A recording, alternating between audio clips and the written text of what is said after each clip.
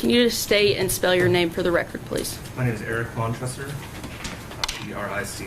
Last name is M-O-N-T-R-E-S-S-O-R.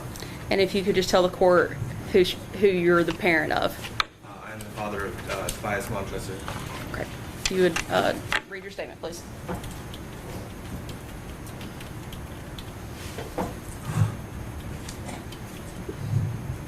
As a parent of a nonverbal child, nothing creates more apprehension than leaving your child in the care of another person you don't know very well.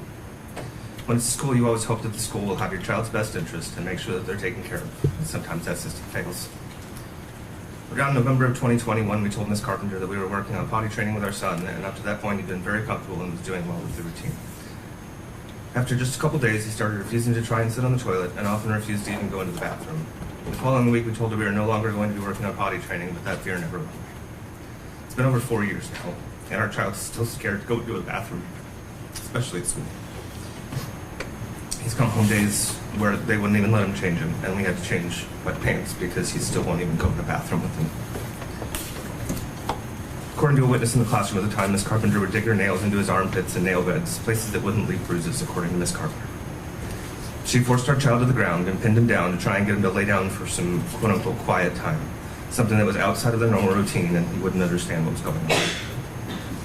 The truth is that we won't really know the full extent of trauma our son endured, as he is still nonverbal, but we lost years of progress in education and potty training due to the abuse he suffered in that classroom. And this isn't the first time Ms. Carpenter's done this with the children in her care. According to her personnel file, which is public record, she'd been reprimanded several times before this for excessive behavior with kids who were special needs, many of them who were not verbal. These are children who didn't understand why they were being treated this way and had no means of communicating this to their parents or anyone that could help them. Our son was one of the 2 counts that Ms. Carpenter pled guilty for. And we don't feel that a sentence without any jail time is appropriate or just. Any parent who pled guilty to 2 counts of felony child abuse would have their children taken away and spend time in jail. And I don't feel that this should be treated any more lightly. She's so far avoided any jail time for this at any point in time. She's never seen a holding cell. She was she was booked just long enough to be fingerprinted and bonded out. At no point has she taken accountability or shown any remorse, and it seems she still thinks she hasn't done anything wrong. Her plea shows that she took that plea because she didn't want all the evidence to come out, and she didn't want to see this trial, so she wasn't exposed to the court of public opinion, so she can still tell everybody she didn't do anything wrong. As a family, we've been dealing with the repercussions of Ms. Carpenter's actions, and will continue to for years to come, as will many other families. We hope to see justice served here and hope that she will see more than a slap on the wrist that we wiped her from her record in a few years. In closing, Your Honor, we ask you to think about how you would feel if somebody treated your child or grandchild this way when you decide your sentence. Thank you. And spell it for the record, please, ma'am. My name is Tina Kesler, K-E-S-S-L-E-R. Thank you. And who are you the parent of? Gabriel Kesler. Okay. You can read your statement, please.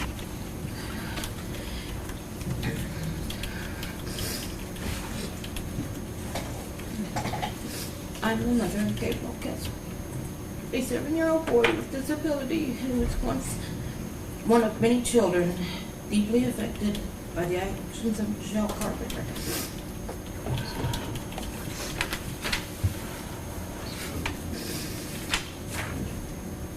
What happened to our son has changed every part of his life and our life. Gabriel now lives with deep fear that no child should ever have to know. He is terrified to be without us. He can not sleep in his own room, play by himself, or even go to the bathroom alone. Every day we see the lasting effects of what was done to him. The anxiety, the sleepless nights, the constant need of reassurance that he is safe and loved.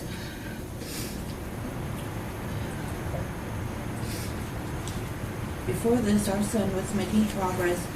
He was learning to be more independent, to trust others, and to explore his world. Now those steps forward have been replaced for fear and uncertainty.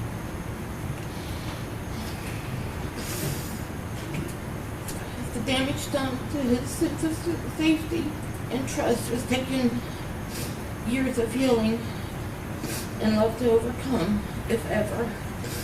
No child, especially one with special needs, should have to endure what our son has experienced. The effects of the trauma don't end when the school day ends. They follow him home into the nights, his routines, his ability to feel safe in the world. Over the past 15 years of Michelle's career, how many children has she affected? Because this is not her first time nor her second time that she was caught.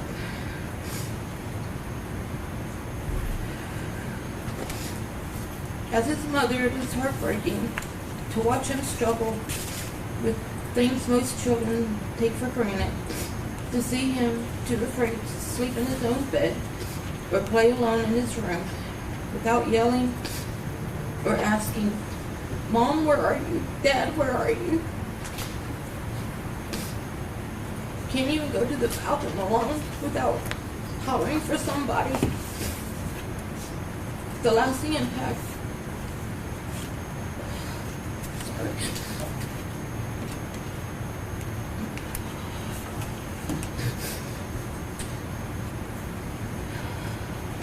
I find comfort in knowing that justice will be served, both here on earth and in God's time.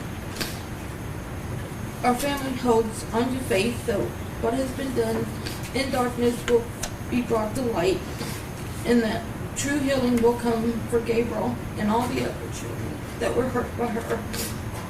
Thank you, Your Honor, for allowing our family to speak on behalf of Gabriel and for giving voice to the pain that so many cannot yet put into words. Thank you. Thank you. My name is Alexis Bear, Alexisbear. And can you tell the court who you're the parent of? I'm the parent of Henry Bernie Bear. Okay. If you can read your statement, please.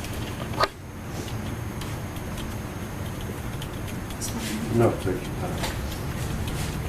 I told myself I was prepared, you know? And we got tissue here from me.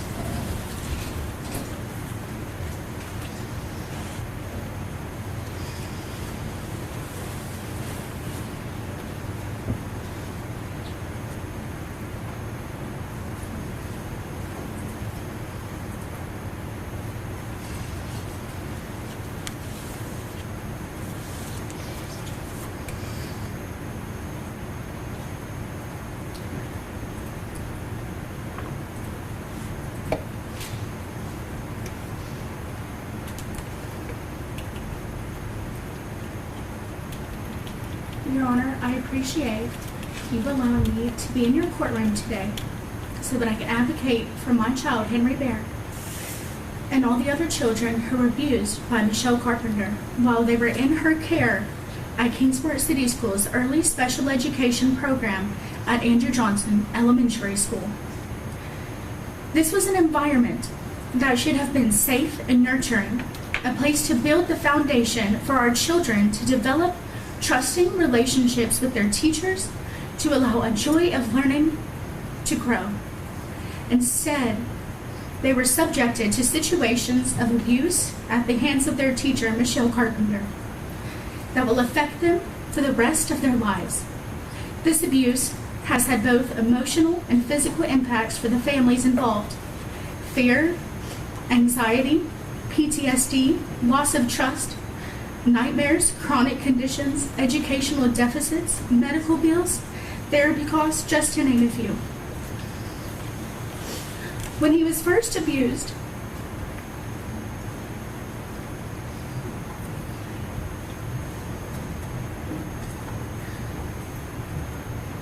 his arm was forcefully pulled behind his back and told to sit on a training potty for extended periods of time. If he did not use the potty at that time, he was punished. Even at home, he was unable to have a bowel movement for over a week.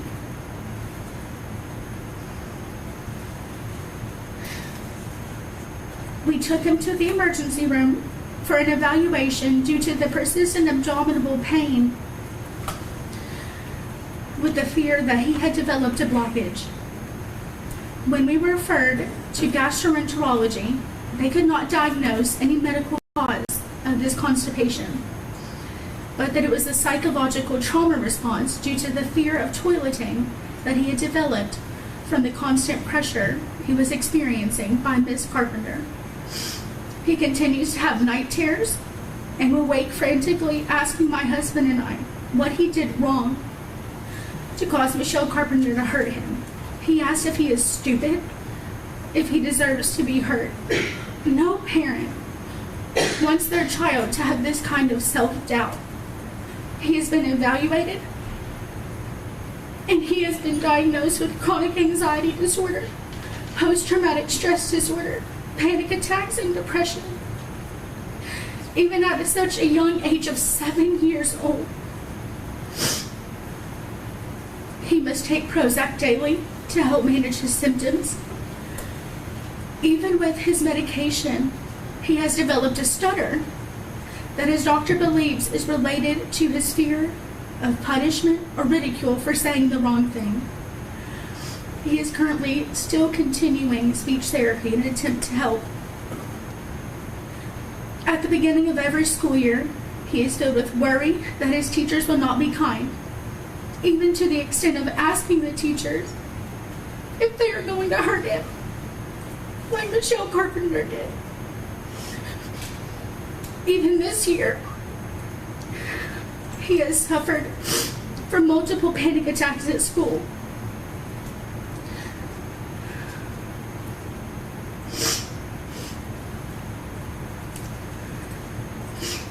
From the fear, and has developed distrust of school staff due to the environment being traumatic. Even though he is now at a different school than where the abuse occurred, he must work daily to build trust, even with staff that he has seen for multiple years at his new school. His teachers have commented on his nervous tics of picking at his skin, on his fingers and his lips during class until they bleed, because he is so worried. Teachers are entrusted with one of the most important responsibilities in our society: the care, protection, and development of young, vulnerable minds. A teacher is supposed to lead with patience, love, and guidance. They are meant to nurture children, help them grow academically and emotionally, and create a safe environment where children feel protected, valued, and encouraged to reach their full potential. Parents place immense trust in educators, believing their children will be treated with kindness and respect. Michelle Carpenter violated that trust in the most devastating way.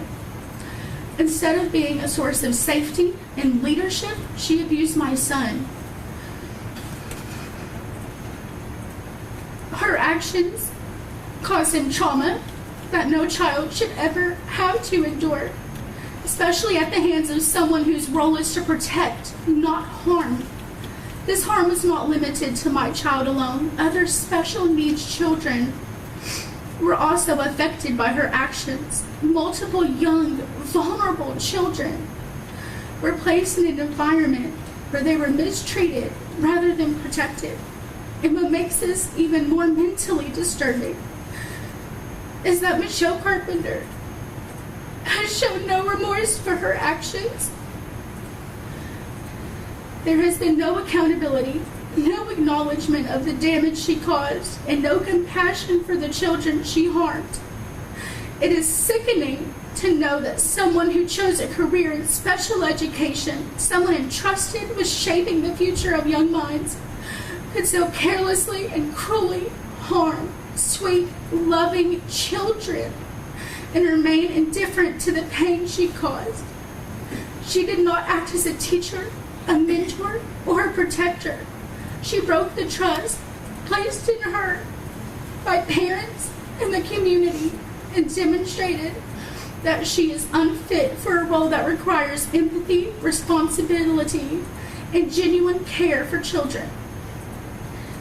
And this has had a profound and lasting impact on our family's life. My son went from being a goofy, silly little boy who laughed freely and felt safe in the world to a child who is now constantly looking over his shoulder in fear. He startles easily, struggles to feel secure, and no longer carries the same innocence and joy he once had.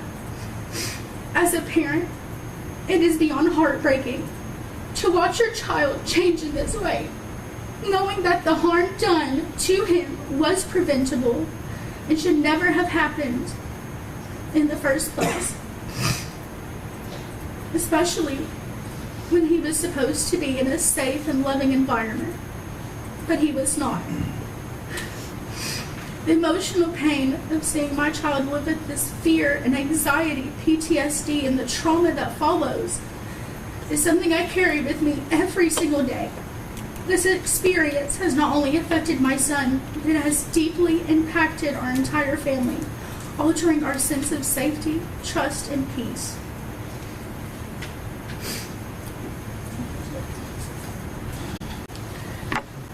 Your Honor, I'm now reading a statement that was prepared by the mother of Emma Stanley. This reality of what happened to my little girl, I do not think I will ever get over it. I saw the emotional trauma she was going through at the time, but I did not realize what turning onto the school road to drop her off and her already crying not to go meant to her. You see, she has nonverbal autism. She's not capable of telling me why. But I made her walk inside not knowing what was happening inside that classroom. That will literally eat at me the rest of my life. If I had known what the reality at that time was, I would have stopped it. A teacher, her teacher, the one person you are supposed to trust with your child, I trusted. And now I trust no one. All because, why? Because her teacher wanted to hurt her. I'm asking Your Honor not only for my child, but for all the children that was harmed by this woman, that she get the fullest criminal punishment possible. Thank you, Crystal Stanley.